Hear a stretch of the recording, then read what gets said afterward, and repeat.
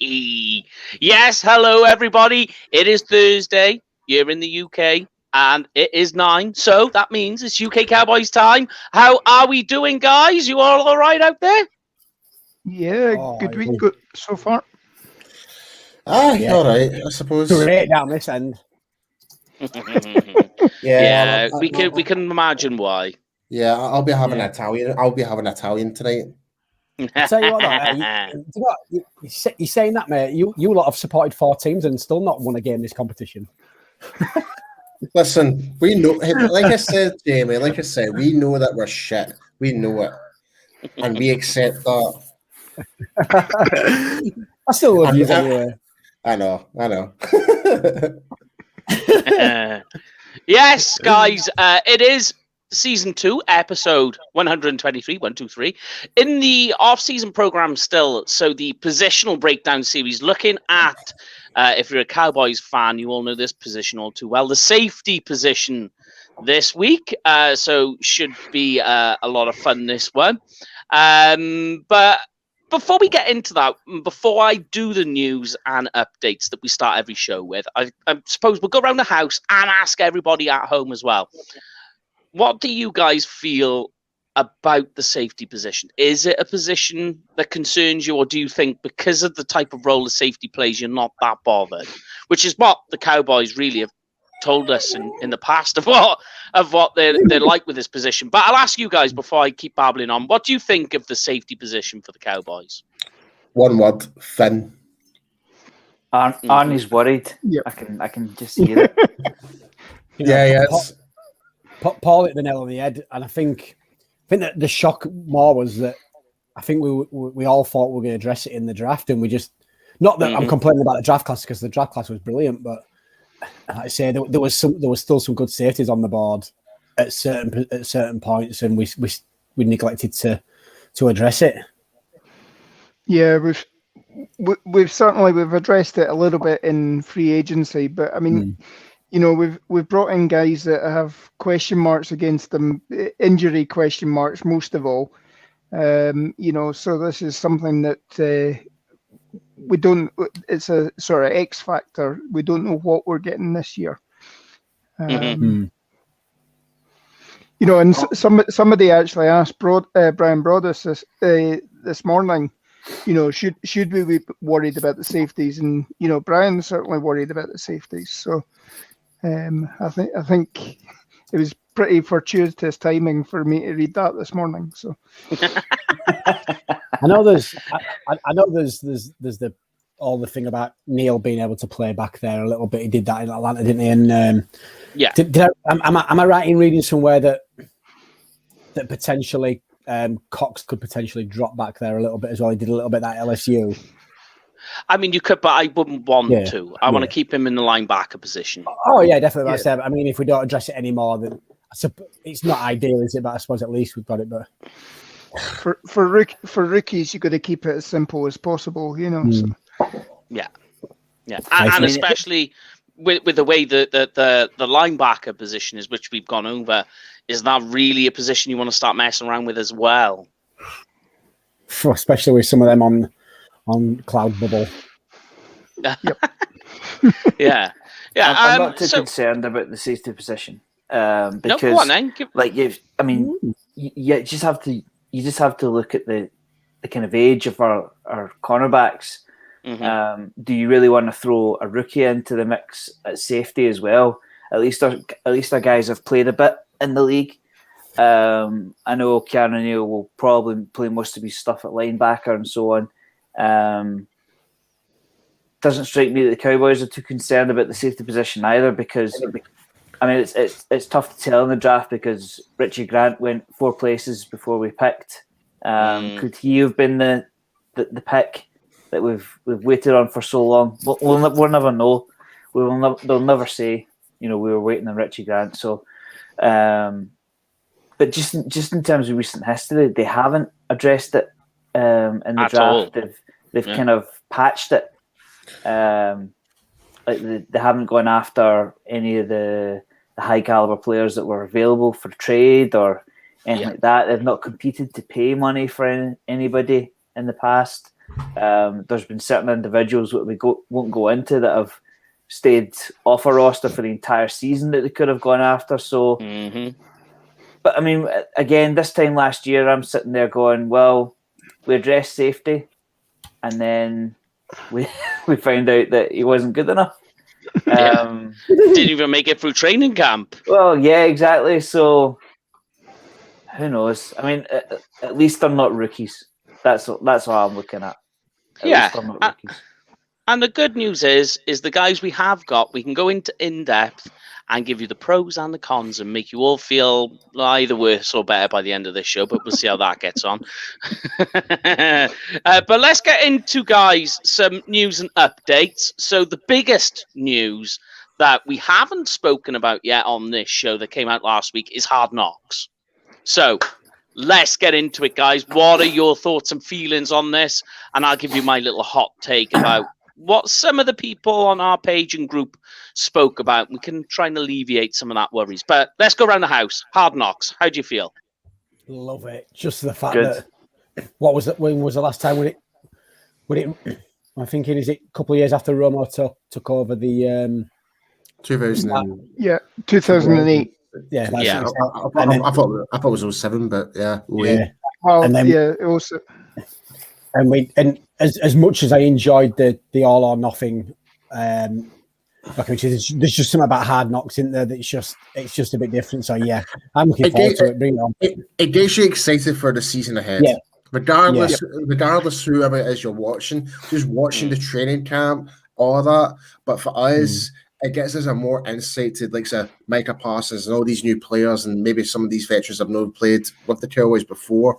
Like, I'm excited about that, but at the same time, I'm pretty much I'm 50-50. I love it, but I hate it at the same time.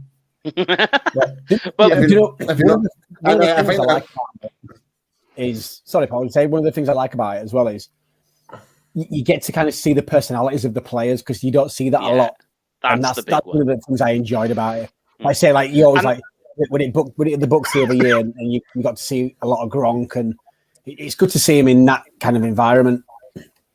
Yeah, and what you don't get with All or Nothing is you don't get that. You don't get that feeling of the closeness of the personalities. And, they do. It seems with Hard Knocks, it's more of a humanitarian, where All or Nothing is about what it's like to be in an American football team for a season.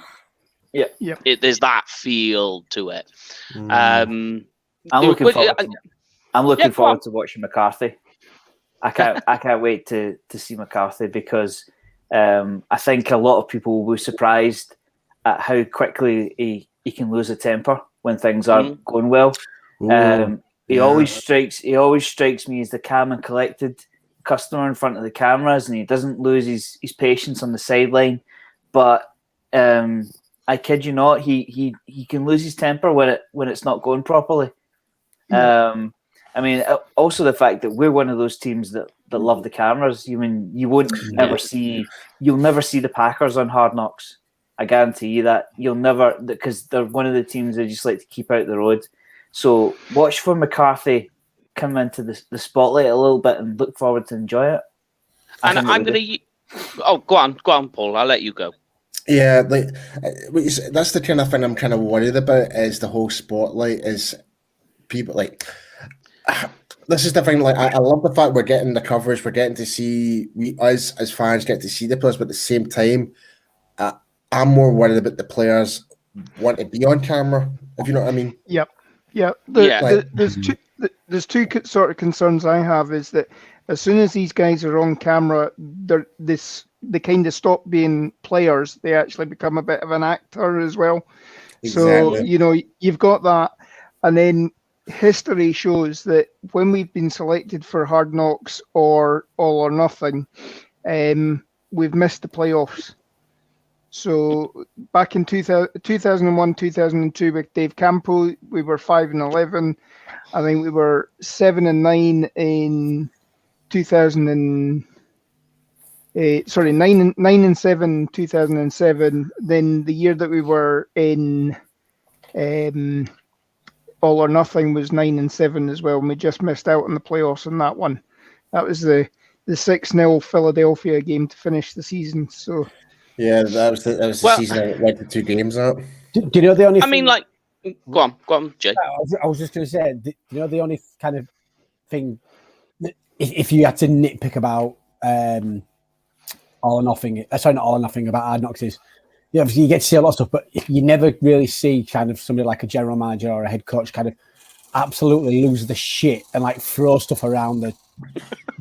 Because I'm sure during, especially through like say through training camp, you know what I mean? Like they sign a big name player and it don't go right, or someone gets a drug ban, and you don't really get to see a lot of that, do you? Yeah, no, I do remember when the Texans were on. You've seen Bill O'Brien absolutely flip his lid. He completely lost it in one. Yes. It was like it was on a goal line, and they ended up getting a flag on like their third attempt, and then they went round again, and they still didn't score, and you just watched them go, and you're like, "Yep, here we go." But I did want to. Oh, go on, Paul. I was just saying, I actually do kind of remember that from the Texans. Yeah. It's like, well, Brian He losing the flipped. shit. Then there was the transparency when they was more focused on the defensive side. He's like, put JJ Watt in there, I want him in there, and then you see him make that big massive play. And you do kind of see his abrasive attitude as well in it. But that's what you get with Hard Knocks. But I do want to say what Graham was saying about with Mike McCarthy, because I do want to see what it's like behind the scenes when Mike McCarthy's doing a press conference. You might not get it this year because he's had a year being the head coach. So he's got used to doing press conferences again. But I do hope we see one of the ones where he slips up in a press conference again, and then you see the behind the scenes of them just all going, "Oh, Mike, no, not again! What have you said?" It's funny how you mention that, mate. Like when you kind of, and what Lauren was saying as well, when it comes to All or Nothing, when you kind of compare Mike McCarthy, Jason Garrett, we're going to see 2 completely different coaches here. Like, because from I don't know if memory serves me right, I don't even recall seeing Jason Witten lose his crap. Like you would expect him, like he'll raise his voice, but not like going absolutely mental ballistic, throwing the toys at the pram type of angry. But I can see that way McCarthy though. I mean, the one thing about All or Nothing is that Garrett did surprise a lot of people with the number of times he used the F-bomb. You know, so actually chewed out the players in meetings and what have you. So, but it still sounds like a nice guy when he says it, though. That's the thing. Yeah. Like where's Mike McCarthy? He'll be like us with a Scottish tongue, say, "Oh, for fuck's sake!" Or something like that. You know what I mean?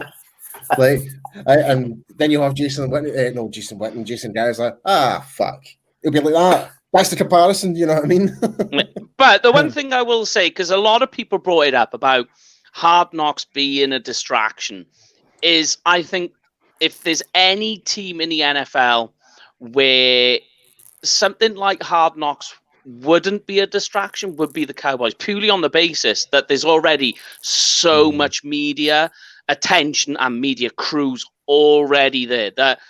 And you got to remember, they try and make these shows like Hard Knocks as like, I suppose, invasive. They try not to make it as invasive as possible. So the cameras are already pre-put in place, and they're all on balls and swivels. It's like Big Brother. Like CCTV. Like Big Brother. Yep. Yeah. And you think these guys, they're already so used to so much media being around them already. I think, like, with the Cowboys, it's one of the few teams, it's one of the few teams that can handle and just be like, it's just another ordinary day for us. Yeah. I remember one day when I went to the Star, and it was after a training session. Me and Shannon were walking down after we did the Hanging with the Boys podcast, and you see there's a lot. No, honestly, the number of news outlets, local TV based, national, international, just to get an interview, maybe with like Tyron Crawford, or even get an interview with LVE or something like that. And I'm like, Jesus, man, you're talking about more than the size of the locker room. There was more than 55 guys going in, and they allow it. And they allow it. Yeah. Like there's look at the Broncos. No room to breathe, pretty much. Yeah, look at the Broncos. The Broncos not last year, the year before, in their entire training I can remember it coming up. during the entire like pre-season camp and all the rest of it, the only time they allowed the media and the press in was for one day. The Cowboys can't even go an hour. No. I mean, you just take and I know we've mentioned his name quite a lot. Look at when Dak balled that rookie year and Tony Romo did the press conference to say, look, this is Dak's team. Like the press room was absolutely rammed just for literally for a press conference that no one was allowed to ask questions for. It's crazy. Put it this way, Jamie, there was at least 60 news outlets that day. Yeah.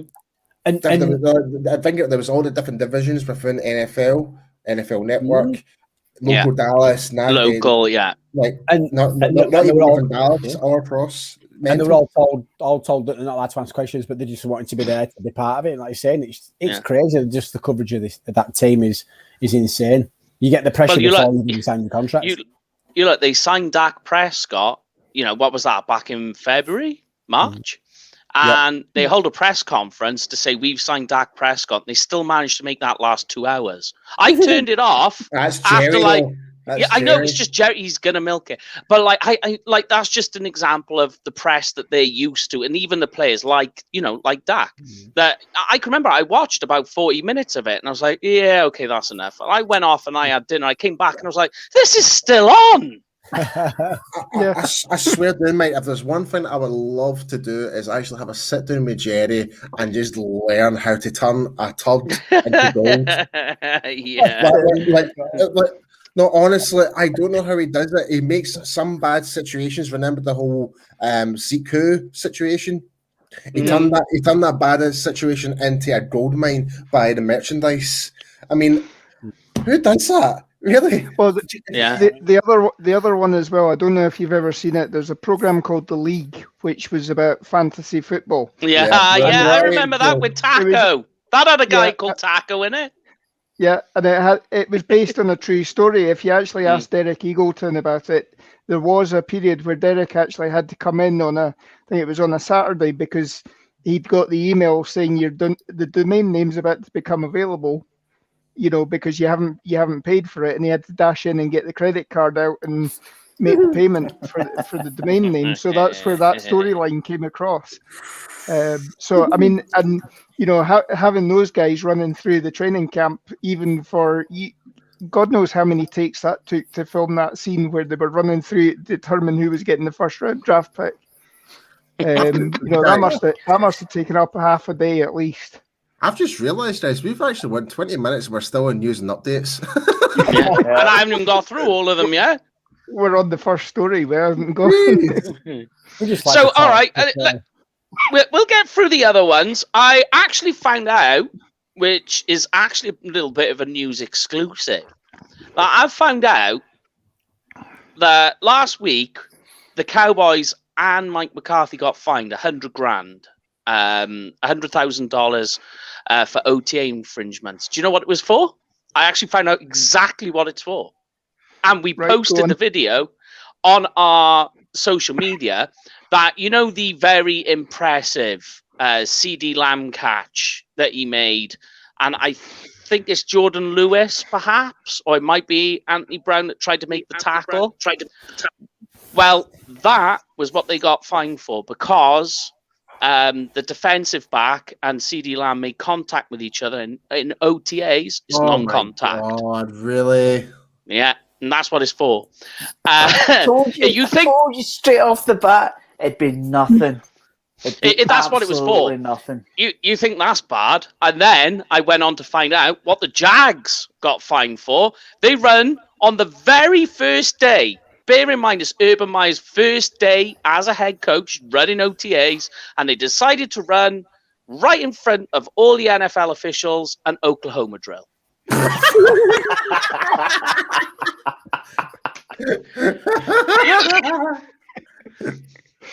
And that's we were talking about that last week as well. Yeah. That's why me and Lauren are laughing a bit more. Yeah. And the 49ers was something very similar to the Cowboys, so it wasn't that much. But yeah, that was that. In other news, Amari Cooper recovering from a leg injury. People are asking questions. He is 50-50 whether he's going to be there for week 1 of training camp. Definitely will be healthy and fit and playing week 1 of the regular season. So it's going to be somewhere in between. So we'll see how that goes. In other news of fines, Washington football team have been fined over $1 million. Now, we won't go into too much detail on this because it is, what's the word I'm looking for? We need to be political. It really is. It really, really is. We posted a little comment up on our social media.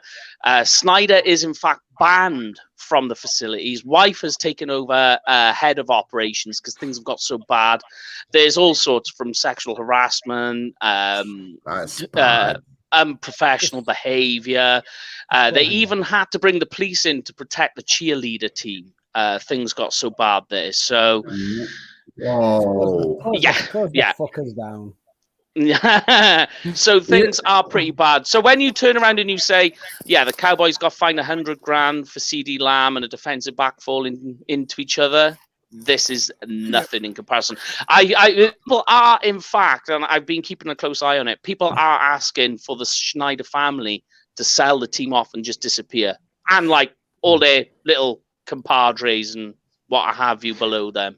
Things are that bad. I need to say this. It's really bad. Was it one of Snyder's sisters? Or am I thinking of Chargers? Try to force through a sale and try to push it through the courts. I can't remember if it was. There were a lot of people asking for them to sell. That's somebody else. That's was it not Oakland at one point with the Vegas idea? No, or was it San Diego? San Diego, Wales. That was it. Wales, I need to say this though, like for a team that's supposed to be in the capital of America, like the actual main capital of America, right, where all they have a team that represents all that stuff in that state. Like it's shocking, absolutely shocking. Yeah. It is bad. But it's not going to end well, that one. So we keep an eye on it. Then in other news, there was also the Dak Prescott interview where he spoke about the nasty leg break that happened in week 5. As they were talking about it, he actually gave away a little secret that when he was grabbing his leg, that wasn't him grabbing in pain. He was actually trying to push the bone back in so he could continue to play. Yeah. Crazy, man. Crazy. So that is, if you want to go and watch that interview, we'll try and find it and post it up on our social media. But he was, in fact, trying to put the bone back in so he could go and make a play. No. And in the last bit of news and updates is, of course, the Nation Right article that we've written up. Just a little something about what we feel about him. That's gone up, so go take a read. It's a little something for you guys. But yes, let's get into it then, guys. Position Breakdown Series. This is, in fact, the last of the defensive side of the ball for the Position Breakdown Series, and then we're on to the special teams. Then we're into camp. It's almost like we timed this like very perfectly, like we knew when camp was going to start. I'm gutted. I'm not here for special teams next week, and you know I love a good kicker and a punter. I'm not here. Well, I mean, where do you want to start? Should we start with a free safety and work back, or do you want to start with a strong safety and work forward? Which way do you guys want to work it? 6.5 a dozen. This is very true. Where are we? Okay. For some reason, I have lost a little bit. So let's start with... I tell you what, we'll start with the strong side. And one of my favorite players, we'll start with Donovan Wilson, strong safety, Texas A&M.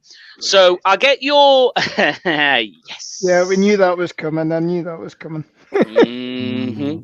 So we'll start here, right, guys? And let me just get all my details up on him. But first of all, in terms of what Donovan Wilson done last year, guys, I think it's safe to say if he continues on the trend, I still think he needs to develop some more, I think is a nice way to put it. But if he continues on the trend, I think the Cowboys have pretty much struck gold with Donovan Wilson. What do you guys make so far in terms of what he's done for the Cowboys? I really want to say that Brian hit the nail on the head, but no, I've What, that comment down there? No. So I tell you what, if Silverstone's in Ireland next week and I'm screwed because I'm going to the wrong place. But yeah, about his Wilson's rubbish comment. No, he's kind of like you say, he's under the radar, and that's what I like about some of these players on this roster. That we've got a lot of them players that are under the radar, don't get a lot of credit for what they do, but make some big plays, and he's definitely on that. Is it? I won't say his radar. Probably not the right word, but you know what I mean. He's on that trajectory that he is an up and coming star. I mean, obviously the plays that he made against Minnesota last year, and he's bringing some physicality to the safety position, something that we haven't had for a long time. True. Or that's not entirely true. We've had our friend of the podcast, the GOAT, Jeff Heath. He was able to lay the smack down whenever you needed it, and he was always good for making sure people got out of bounds or fumbled the ball out the back of the end zone. Yeah, and I do like that you slid that one in, not to name drop, but yeah, Jeff Heath, friend of the show. But look, he's in the third year of a 4-year deal, taken in the 6th round. But on the cap, $880K, so hardly anything at all for a starting safety, bear in mind. And to give you some insight, I mean, I went back, and if you look at his combine results, they don't really jump out at you, much the same as our free safety. But bear in mind, this is what he did last year. That he still managed over a season where things were going wrong on the defense. 71 tackles, 3.5 sacks, 3 forced fumbles, 2 fumble recoveries, and 2 interceptions. And 3 pass deflections, just to throw that in for good measure. But in terms of what that is, I mean, that's not bad for a strong safety. You want to see some tackle for a losses in there, because it shows that you're using him as a utility piece. But for me, Donovan Wilson, I've said it before, because obviously being an Aggies fan and watching them, you obviously get to see the players. And one of the things I've said, which is still true of him now, is that he is overly aggressive. That's the only thing I will say. So you tend to see him over pursue, and then he's got to double back on himself. It's not that I don't mind that. You want to see that aggression in the defensive player, but sometimes you do see him, and it'll throw him out of position. It's not a lot of controlled aggression. Is what you're kind of looking for? Yeah, it's a difficult one. You know, you want to see it in them hits, don't you? Rather than, like you say, the overcompensating and over shooting a play. You want to see it in the hits. Yeah. It kind of sounds like me in my rookie season. I was too much of a hothead, too jumping the gun, not thinking about it. It's like, I'm going to make a play, blah, blah, blah, blah, without realising. Then I'm going full 100% pure aggressive. Then I'm like told by my coaches back there, it's like, no, you need to calm down. You need to stop and think first, pretty much. So it just kind of goes back to that. Yeah, I mean, the athleticism is okay. It's adequate. But I think what you've got with Donovan Wilson, the big thing that I like is just it's the grip and the hands. He's always been known for that. And he'll get them feet down too. Like, if you was to say any of the players that on the defensive backside that can make, like that toe tap on the tram line to catch the ball, it'll be Donovan Wilson. He's that sort of player. But for you guys, right, here's a crazy narrative. Some people, including our good friends over at Cowboy Zone, Marcus and Brandon, feel that Donovan Wilson should be cut. Oh. They feel that he could be a surprise cut before the regular season. Do you know it's There they are down there somewhere. They're it's down here somewhere. Do you know, they could be right, but then Over there. the only problem is then if we're worried about the depth and maybe the play of this safety group, then if he goes, do you press panic button for that position then? Because they're very light. Yeah, that's what I mean. Yeah, it'd be very surprising. But then, I mean, hey, we brought in Clinton Dix last year, and parted company with him before the end of training camp. So things can happen that can raise a little eyebrow some of the time. I'd be very surprised, because one of the things is that the cover 3 scheme that's we're employing this year is supposed to be something that will bring out the strengths of Donovan Wilson. Have him there as the sort of rover. You've got whoever's manning the free safety will be back in the deep third, and this gives him a chance to be the rover and break up the plays. Hit guys coming across the middle, that sort of thing. So, and the good thing with to play into his strengths, yeah. And when you look, when they draft Micah Parsons, then, and you talk about the cover 3 with Donovan Wilson and say Micah Parsons or even Jabril Cox, that cover 3 system then becomes so obvious. Do you know what I mean? You look at it and you go, how lovely, how spicy, as we've said before on you. And it also gives you options in terms of who, you're talking of rover, who is playing the rover position, really messing with quarterbacks' heads. It would be a surprise for a player that played 14 games last year to end up getting cut, especially when you think how thin we are. I mean, I'm trying to think who's behind. Is it Darian Thompson? Is it Jerome Kersh, maybe? That's thin. If you cut him now, who are you going to replace him with? Graham, you just said the exact same word I said from the very start about the whole safety position, free and strong. It's thin. I don't see us cutting Wilson at all. I think all the guys that we've got in right now are more likely to be kept on. There might be the third stringers will probably get cut more than anything. Yeah, and I mean, let's use this as a segue, because you just mentioned Darren Thompson. That he's going to be a free safety, which is what he's played effectively. Now, this guy, a 3rd round pick in 2016 by the Giants.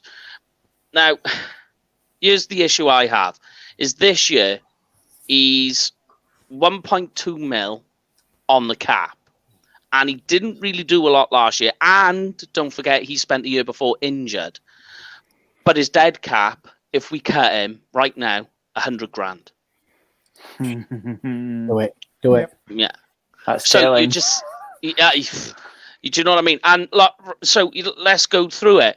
Darian Thompson last year. So we're looking at 43 tackles, 1 forced fumble, 1 interception, 1 pass defense. That's it. That's all we got out of him. For a guy that's nearly $1.5 million on the cap, it doesn't like confidence, is it? And I know that a lot of what you're saying is we're thin. So what are we supposed to do? You can't cut Thompson, because what are you going to fill it with? Because so you're kind of you're in this motion now where they haven't addressed the safety position in the draft, which comes back to a point that I mentioned way back when we talked about the defense before, is I think they are going to go out there and look for a veteran defensive back to play in a free safety position, but more in a backup role. Because we do have another free safety that we took on this year. That's the thing, though, mate. I'm sick of this trying to convert a corner to a safety. Go on. I'm getting annoyed seeing it. We tried it with Byron Jones, for example. It's we should never move them there in the first place. We should have kept him at corner when we still had him. Yeah, I agree with you. He was better at corner. You do normally, when you convert a safety, it's normally an aging corner that's lost a step or so. The guys like Ronnie Lott and Darren Green and what have you, they started out at cornerback, and obviously as they progressed through the league, started losing a step to, weren't able to cover as well. That's when they became the free safety, the strong safeties for the 49ers and the Redskins. Sorry, Washington football team. Put some money in the swear jar. Yep. Yeah. That'll help Snyder pay off his bill. Oh, we are going deep on this one, aren't we? But I mean, the Cowboys, they are no stranger to doing that, mind you, with aging. Darren Woodson started as a corner, and then when they needed to move him, they moved him. Turned out it reinvigorated what he was doing and become. You could argue the last time we had a great safety was Darren Woodson. Do you know what would be good to see? Kind of the comparison of who moved to that position. So, like you say, from either linebacker or cornerback, to see kind of who really succeeded. I don't mean kind of Hall of Fame, constant Pro Bowl caliber, but I mean someone that had a decent career, kind of moving that way. Like I say, because apart from the few that you have mentioned, no one apart from them really springs to mind, do they? Yeah, I agree. I mean, again, well, we had one in the 70s. Charlie Waters initially started out at a cornerback, and then obviously he became a force with Cliff Harris. Charlie Waters should be in. If Cliff Harris has got into the Pro Football Hall of Fame this year, or last year, Charlie Waters should be going in as well, because he was equally as important to the Doomsday 2 defense. And you've got guys like who was it? Trying to think. There were a few from the sort of 70s that had that conversion. Started out at cornerback and ended up when they were on the tail end of their careers in the early 80s. Again, they were switching to safety as well, to pick up when Waters and Harris retired. Yeah, I know where you're going there. But, I mean, the Cowboys have tried to help themselves this offseason by going out and grabbing a safety. You could argue they got two, but we know we've already spoken about one, and that was in the linebacker position, and both have come from Atlanta. The guy we're talking about is DeMonte Casey. Now, this guy was taken in the 5th round. That's all the way back in 2017. Now, he is on a 1-year deal. That's 1.1 mil on the cap. Now, he does come with some injury concerns. I believe Achilles, if I'm taking that right. Yeah, it was the Achilles one. So he does come with a bit of baggage. But the thing I like the most is, and we spoke about this before with Mike McCarthy, that you've got to try and train these guys up with limited contact. Turns out that that's slightly changed this year. Things are starting to move along nicely and change and all the rest of it.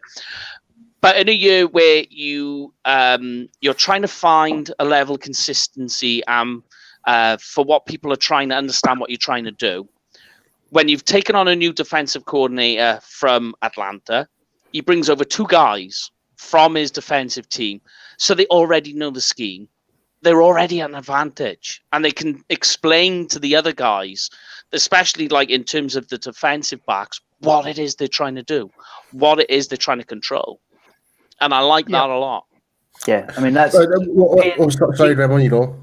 Paying Kazee the salary that he does and who we brought in for the safety position in particular, that is where we're having to shop for these guys in the discount bin, because, right, you want to keep Dak, you want to keep Coop, you want to keep Zeke, you want to keep Smith, you want to keep Collins, blah, blah, blah, blah, blah, blah. Who are you not paying? And right now, the Cowboys are not paying safety. So the fact that they've brought in guys that at least know the system gives them a leg up. They've thought, right, we're not going to compete for the top guys. We're not going to compete for Pro Bowlers. How else can we supplement the position? And they've gone, right, well, we know at least Kazee can play the system. So that's a start. Fair enough, he may have an injury concern, but at least he knows the system and he can talk. He can spread the word. The Achilles, let's face it, it probably will rear its head at some point during the season. But that's what you get when you want to pay somebody $1 million as opposed to like proper Pro Bowl money. Unfortunately, I mean, you've seen some of the salaries that safeties go for nowadays. I mean, it's ludicrous, but they're the top, so we can't compete with that because we want to keep our offense together. Yeah, and the only thing I will say is, and I've said this on this show before, about a year ago, that you don't find many teams, like we all want safety, and a good safety play will absolutely change a defense. We've seen it time and time again. Ask the Steelers, ask the Seahawks. They will tell you how important the safety position is. But how many times do you think a team or analysts have ever turned around and gone, see, if we had a better safety, we might have won that game? There isn't that much. Do you know what I mean? It's not like, oh, man, we would have won that Super Bowl if we had a better safety. That's a fair argument. That's a fair argument when you really put it up. You've been listening to Mickey Spagnola because that's one of his arguments all the time. Oh, it is? Well, no, I'm not trying to steal from him. That was just something I said on the show like many, many moons ago. Just something that I've thought of before, you know, and I've seen analytics on some of it. I'm not to say, you know, that you just discount it, but I think that plays into a bit the mentality of what the Cowboys coaching and scouting are doing when they sit there and go, yeah, but really? And like, you know, we were talking about the cornerbacks last week. Yeah. And when and this is something that I've tried to explain to a few people before. Say you have two amazing cornerbacks, right? Two great cornerbacks. Is the offense that you're playing against still going to score touchdowns? Yep. Of course they are. They're still going to. They'll find a way to do it. So then when you stop and you think about it, you go, oh, right, okay. So what scares you more? Two great cornerbacks or an elite defensive line? Basically like playing Washington football team. As soon as you go defensive line, everybody goes, you start sucking air. That is where it's the first line of defense, so and it's basically the trenches is where it's all played. And if you've got a great defensive line, which people are more afraid of, the corners will be able to do their job. And I feel that's what people need to be looking at more. And the Cowboys defensive line, when we went back through it, sure, it's developing, it's getting better, but it still needs work. And I think that's why people pay so much attention to the corner and the safety back position for the Cowboys. Yeah, I agree. Yeah, I mean my understanding of the safety position is that if your corner gets beat, it's nice to have a safety there. It's basically a safety valve, but he's not going to take over the coverage from the cornerback. You know, these quarterbacks can fit the ball into such a tight window that if your corner gets beat, you're basically hoping that your safety makes the tackle a couple of seconds later. He's not going to be right there on top of the receiver unless he's in double coverage. So say Diggs slips on a play, you've got an extra, and the receiver catches the ball. You're not going to have somebody right on top of him. I think that's the point you're making, Mike, that if we had a better safety, we'd have won that game. These QBs can fit the ball into such a tight window that the safety is basically there to stop the big, like to limit the big play. I don't think he's there to stop it a lot of the time. So no, it's in the name, safety. Yeah. Yep. I would rather have. I mean, they did focus on it, and I would rather have more focus on the cornerback position, the initial contact, the initial separation, rather than the safety valve. Yeah, of course. But just to put things into perspective for you, the good news is DeMonte Casey has had an absolutely storming season.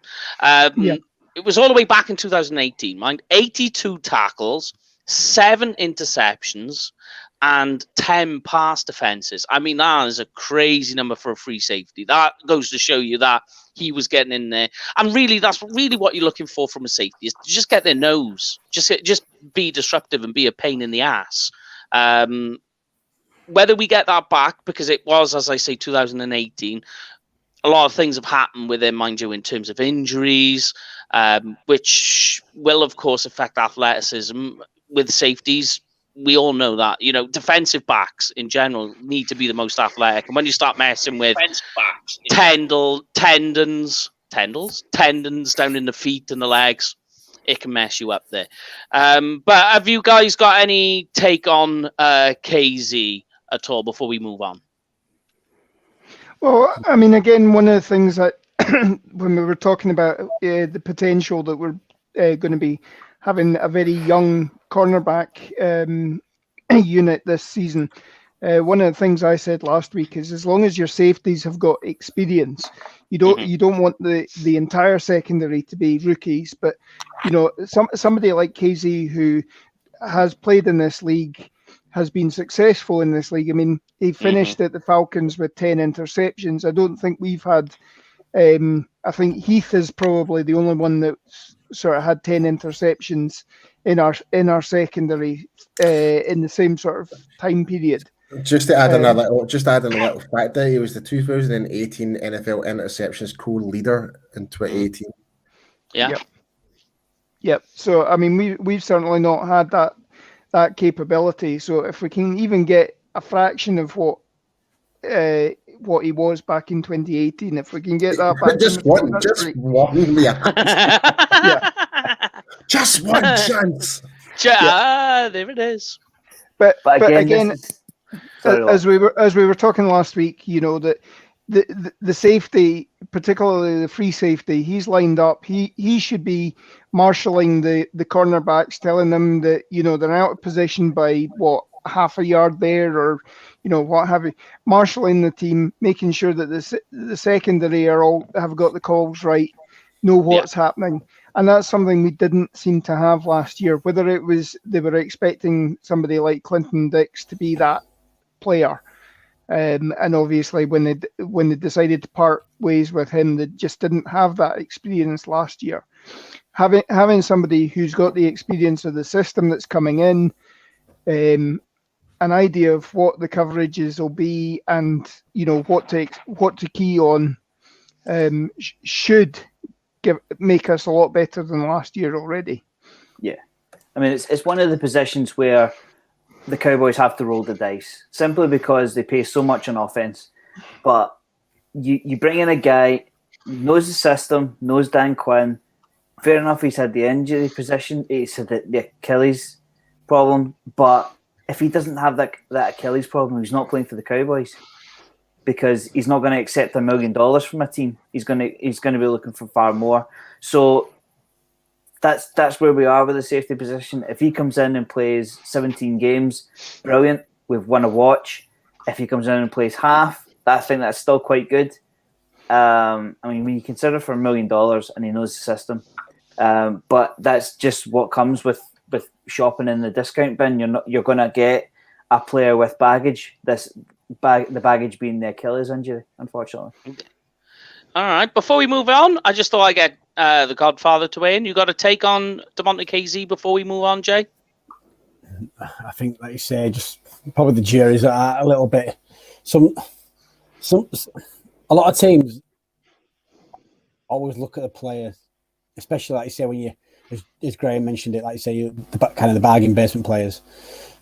Always look at the player of what he was, and not what he is potentially, or what he's going to be. And I can't see him making much of a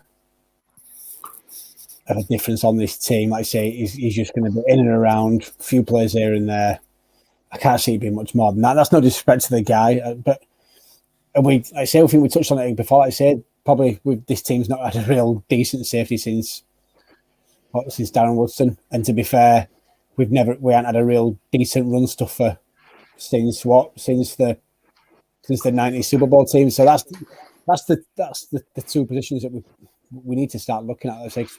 Everywhere else, we've had decent players that kind of stepped up, but in those two, since the 90s, we've just struggled. And yeah, and no disrespect to Jeff Heath, he's not going to light up the league. And when he's the standout safety on your team, sorry, Bri, but that's, Brian's going to feel attacked tonight, you know. Brian is angry typing as we speak. It's saying something in it, and that's I say no disrespect to him. It's when someone like that is your standout safety. You just know you're not getting the recruitment in that particular position right, if that's through the draft or if it's in free agency. Yeah, and that's where you probably gotta. Yeah, it's hard to disagree with you on that one, mate. But let's move on to the next guy that got moved into the Cowboys locker room. That's Jaron Curse from the Vikings. He is 27 years of age, taken in the 7th round back in 2016. He's 1.1 mil on the cap. Before we get into the stats on him, you guys, what do you make of this particular, I don't know, addition, if you like, of Jaron Curse? I have brought up his numbers, and it's no surprise he definitely looks like a Dan Quinn guy. Once I give you the measurables, do you want them now, or do you guys want to give me your take on what you feel about the addition? Has he got long arms? He has massively long arms. There we go. Yeah, he's also 6'4", so yeah. He's 6'4", making him just over 6'4". So he's in the 98th percentile in terms of safety. His arm length is 34.5 inches, 98th percentile. And just to add that to him, he's got the hops, not the vert, but the broad. 124-inch broad jump puts him in the 73rd percentile. So, yeah, everything you expect in Dan Quinn guy. But what do you guys make of this particular addition? He's a journeyman guy that realistically, I think that the main thing he's been brought in for is another potential special teams. Yeah, that was exactly what I was thinking. And, you know, obviously, I've actually seen reports this week that already he'll be one of these bubble players, actually, that potentially could be, you know, he could be shown the door at the end of training camp. So he's got to establish himself early on. And obviously get, you know, you if nothing else, use this Hard Knocks to, there'll be a lot of coaches and scouts that will be looking at this every week and seeing what's being shown. Try and get yourself picked up as one of the guys that they feature as a storyline. Yeah, and that will help you prolong your career. Whether he does anything for our defense, I don't know. I've not seen enough of him on defensive this defensive side of the ball. It's mostly been special teams. Yeah, and I've gone back and had a look at him. Yeah, that's exactly what I was looking at. I mean, because like even the statistics show it. I mean, last year was probably his best year as a defensive player. 59 tackles and a forced fumble and 2 pass deflections. And that is like by far his best year, nearly double what he's done in years previous. But like you say, it seems to be more on the special teams. So whether that's come from more on the special, you know, as a Fassel guy as opposed to a Dan Quinn guy. But he does have the measurables that scream out at you, Dan Quinn. Yeah. Do you know, I hear the name Curse, and I think I always think that the guy from Tennessee, Javon Curse. Javon. Yeah. Then I'm like, no, it's not. It's just a guy at the back of the roster. Yeah. We're not that lucky. But we can move on to the next guy. It is Stephen Parker, who was an undrafted free agent in 2018, taken by the Rams. He's on the Cowboys roster now in his second year of a 2-year contract. Yeah, that's correct. And he's 850k on the cap. This guy, 100%. I mean, I think, could you use him in a special teams role?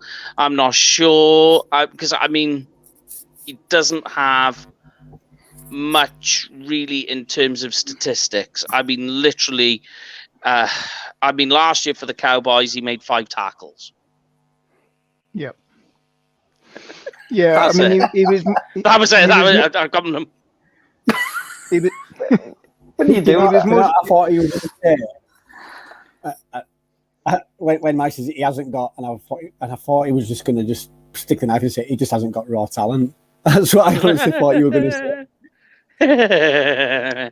I'm not that bad. He's one of those players that benefited from the COVID rules last year, where you were able to bring players up and down from, bounce them up and down from the practice squad, and particularly and put them back again. Yeah. So I mean, this is like the conversation we're having now. It's like it only goes to reinforce Donovan Wilson's position in the team. That's why I think it's a little bit strange that there's talk out there of him being a surprise cut, because we've just gone through chaos. We've called him, like, he had his best year last year. We've just given Stephen Parker the kind of COVID excuse. Are you going to get rid of these two guys and Wilson when you're already this thin? I think it's a strange one. I think, these two guys, they might end up in special teams, but I think Donovan Wilson's a solid starter.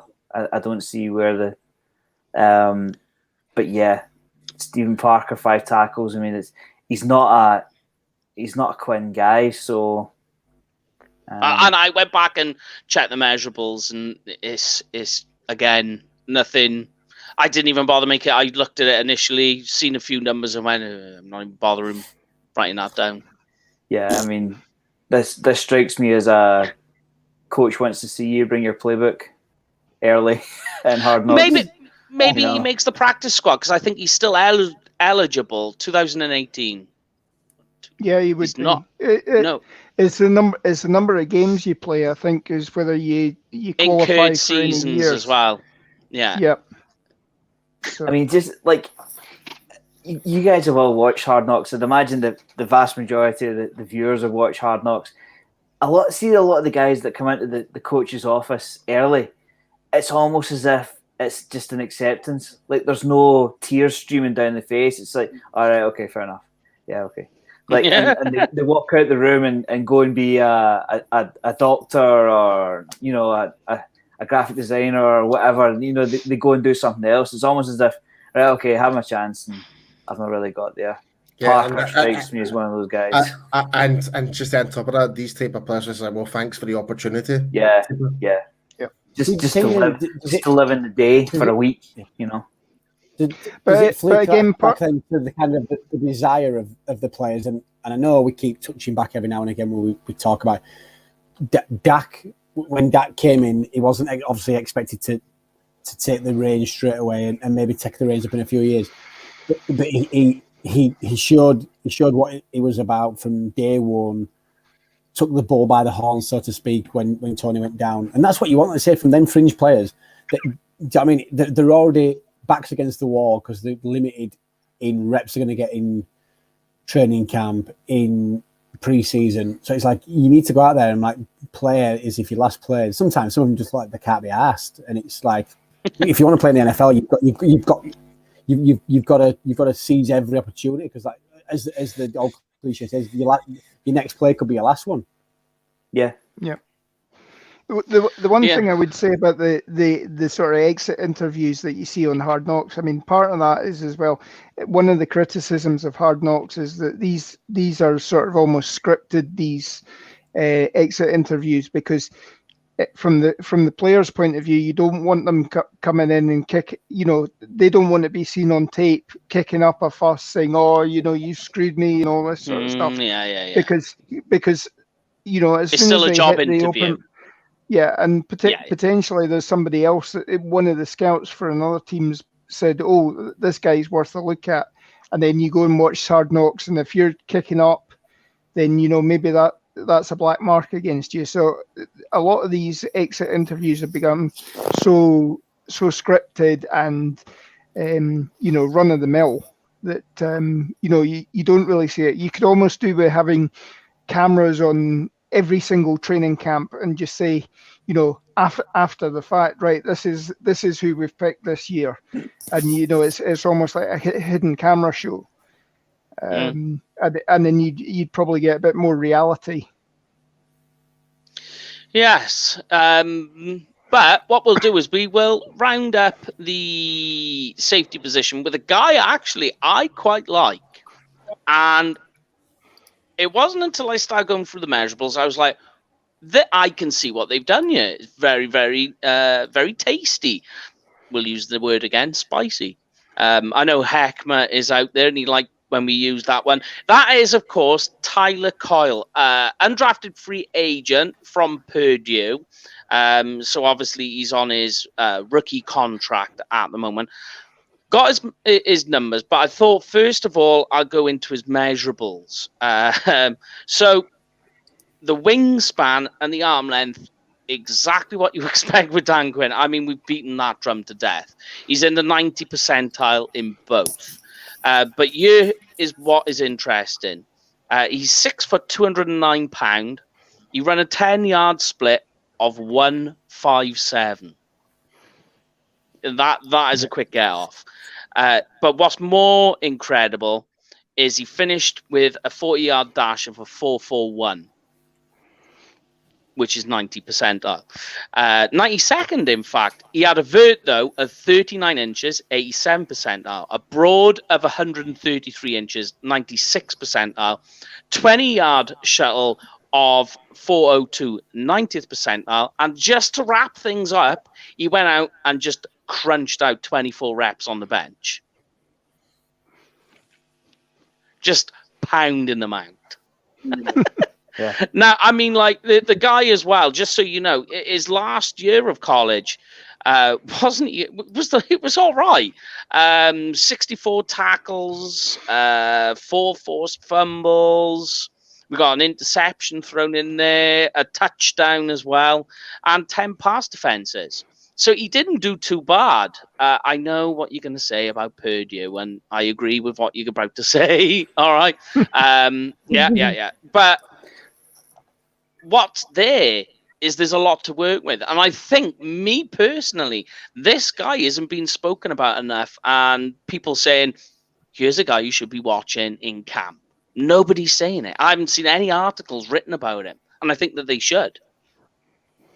Yeah, just to go on the back of that, I knew we were doing safeties today, and I went through the safeties, and I looked, double checked again on ESPN. Tyler Coyle, no overview, no news, no stats, and his bio. And you're going, right, okay, cool. I mean, if he has a good camp, maybe, but I still think he has practice squad written all over him. But you never know. You never know. Yeah, I mean, like, you're thinking, put him on a practice squad, try and get him to develop, keep him in the building. Yeah, I agree. Unless, of course, we see that they've gone and strike, it's this another one where they've struck gold again in the undrafted free agent market, which we've seen them do before. But generally, I agree with you. And going off the back of that, a narrative of an undrafted free agent safety, coming screaming out the gate and making a roster spot. It's not really something you see much of in the NFL. Yeah. What he needs is a Clinton Dix situation where one of our pre-signed kind of veterans has a stinker of a camp, and they think, nah, this guy's done. And then all of a sudden, everybody moves one place up the depth chart. And then maybe an injury happens, and you go, all right, okay, I might be able to shout here. And all of a sudden, he starts running with the twos, and you think, right, okay, might get somewhere here. And before you know it, he's on the active roster. But right now, practice squad. Yeah. And I think as well, we mentioned again last week when we were talking cornerbacks, I think Mukuamu's been moved to safety as well. I think so, yeah. So, that's, and as we said, with the guys that we've got as veterans, there's a lot of these guys could be on the bubble, and that does mean that these guys that are, if they're coming in hungry for training camp, and they're particularly again with the hard knocks, they want to put the tape out there, both in practice and on the field. This is going to be their chance of making a name for themselves. So yeah, come in hungry, and you've got every chance of making this roster, because we've just sat here for the last half hour, 40 minutes or so, and said, this guy's potentially, he's got issues. We've got injury issues here. We've got questions about this, that, and the other.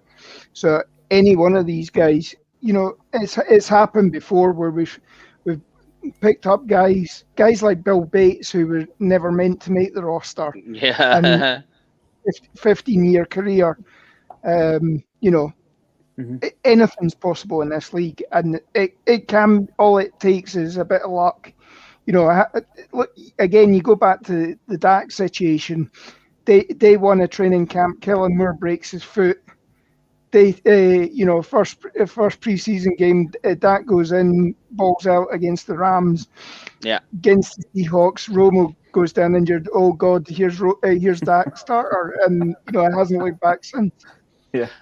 And we were speaking about Stephen Parker. There's still, like, say, with if we stick with Tyler, there's still the situation, because Rona hasn't gone away, where that could raise its ugly head. We're talking about injuries. That is we've got to treat it as a form of injury, or a way to mitigate a player from playing. There you go. There's an option where he finds a way in again, or not in again, but in, like you were saying, to run with the twos and try and show what he can do. But the only other thing I would say is, you brought it up, Jamie, so we'll let you speak about this. You was talking about the Jabril Cox move, whether you'd like to see him move to safety. I don't know so much about it. Like to see him move there, but these are kind of the guys out there that sometimes you like to see on the roster, that are a bit of a Swiss Army knife, and they can play multiple positions. So where we're obviously saying that we're a bit concerned about the safety position. So then will it get to the point where we sit there and something like a Dan Quinn will sit there and say, you know what, not getting enough production out of this safety, so do you know what, I'm going to throw Keanu Neal back there, I'm going to throw Jabril Cox back there, and do you know what, if the ball out, then that's where they stay. Tough to the natural safeties on this team, because they obviously can't ball out, and then it makes you think, then is it worth considering in free agency down the line picking up these bargain basement players when you've got a Swiss Army knife that can sit back there? Well, then go out and buy. I'm going to use Richard Sherman just for the fact that he was obviously one of the top safeties in the league. But do you go out and do you bite the bullet and spend all that money on an elite safety, because you just can't take that risk on bargain basements anymore, because they're getting beat out by Swiss Army knives? Yeah. No, I see where you're going there, but I think with the way the linebacker position is evolving and moving, I think the Jabril Cox at linebacker is just like, it's too good. It is. It's exactly where it's going. The direction that it's going. The fact sorry, Paul. I still cannot believe we still got him that late in the draft.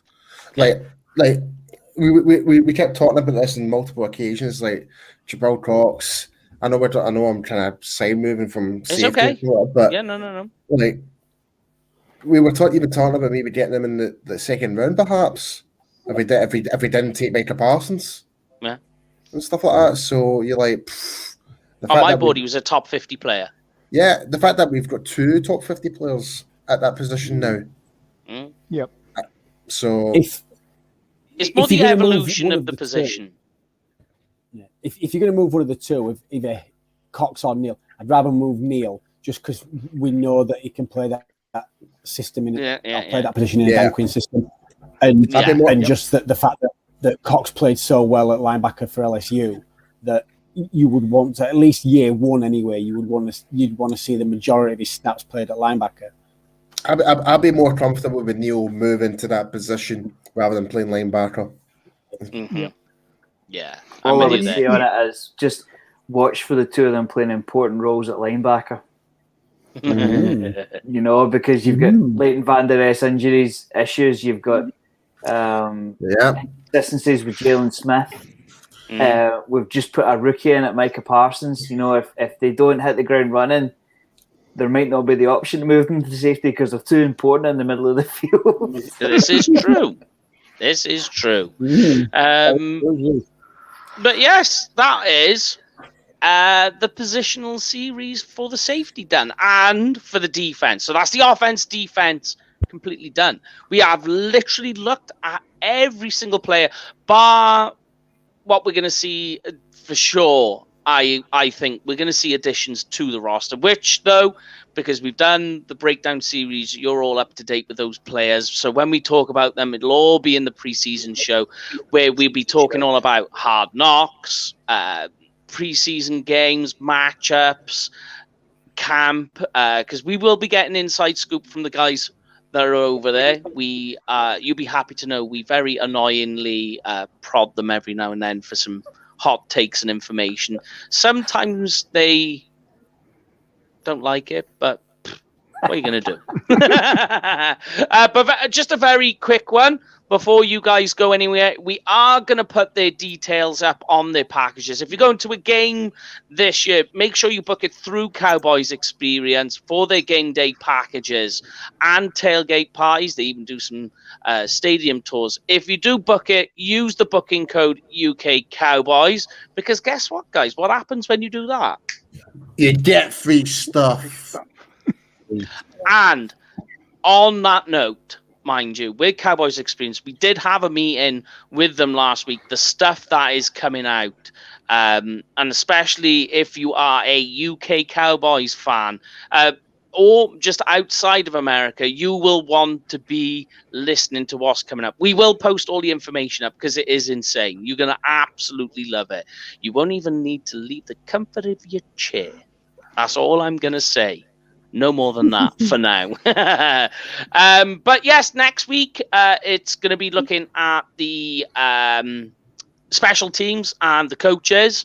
And that wraps everything up. We're moving then on to camp. The only other news I'm going to add is if you're in the UK Cowboys fan group, I will be posting over the weekend details on how to join the annual Fantasy UK Cowboys leagues. You will see all five of us, plus Rich and Brian, in on it as well. So they will all be in various leagues. Paul likes to think himself as a bit of a fantasy connoisseur, but really what he is a guy who's very good at playing craps. Rolls them dice. Are we starting smack talk in the first week of July? I'm sorry, mate, I'm sorry, but who did so well last year? Me. Yeah. Unfortunately for me, I took too many players that ended up on Rona protocol. Yeah, Which you know, like we're in like a What's that, Jimmy? Yeah, what'd you say? Paul had all 10 teams. That's why he won. I mean, like we're in like a league with the Cowboys Creators League. Yeah, with all like various creators and everything. And like 1 week, it was really bad. I had like Tennessee and Minnesota, quite a few of those players, and like that week they didn't play, and like I couldn't pick anyone up. My starting lineup consisted of a defense, a quarterback, and a tight end. And I was like, there we go. What can you do with that? Like, it was just horrific. And the quarterback I picked up off the waiver wire. Fun and games. But they will all be coming up. We'll post the details up on how to join those leagues over the weekend. Might even set one up on a page. Try and get a bit of an international flow going on. People from all over the world on that one. But that is the end of the positional breakdown series for the defense. And from myself, Jamie the Godfather, Lorne the Senior, Graham the Cinnamon Stick, and Paul the Buckfast, Mr. Buckfast. It is UK Cowboys TV. We'll see you all again next week. Ta-da. Okay, have a good one, guys. See you next time.